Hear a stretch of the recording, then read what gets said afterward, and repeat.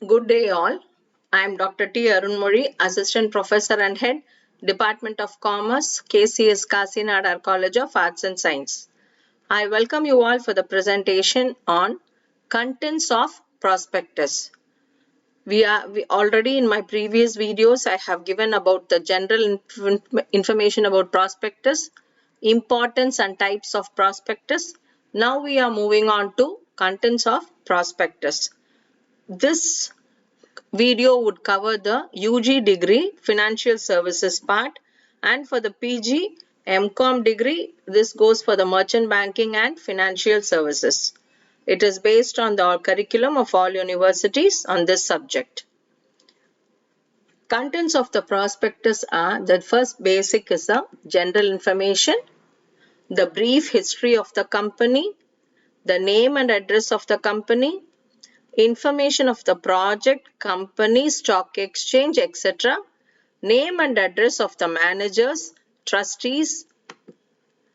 Regarding the capital structure, share capital of the company, size of the present issue. Next, terms of present issue relating to the payment procedure, terms of payment, authority of issue, apply availability of prospectus, tax benefits to company, particulars of the issue, what for the purpose of the issue is given, cost of the project, location of the project, company, management, company's history, objects and present business, address of managers and managing directors, products or services, and financial position. It has profit and loss account, accounting policy, shareholders' equity and liabilities. The requirements as to issue of a prospectus of a company is that there are some requirements that the company has to comply with before issuing it. There should be disclosure of material matters. Moreover, it must be dated. Company must file a duly signed copy of it to Registrar of Companies for its registration. Furthermore, company shall file it with the various agencies such as SEBI, stock exchanges and other agencies. SEBI examines the draft of prospectus to ensure disclosures and compliances. Declaration should be stated that every prospectus must contain a declaration by the directors that all the relevant provisions of the Companies Act of 1956 and guidelines issued by the government, that is SEBI, have complied with.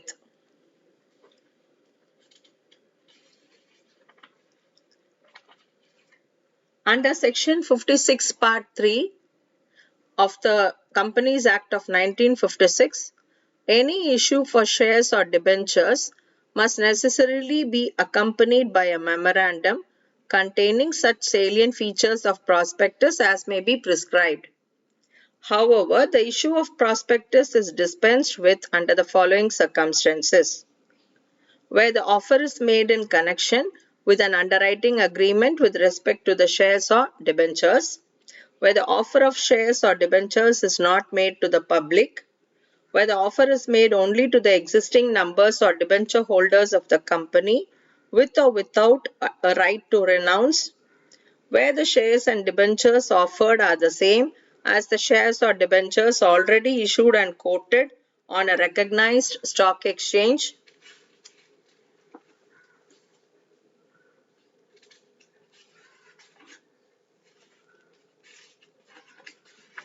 So these are the requirements as to issue a prospectus of the company.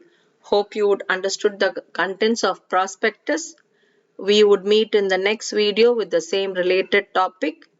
Thank you, students.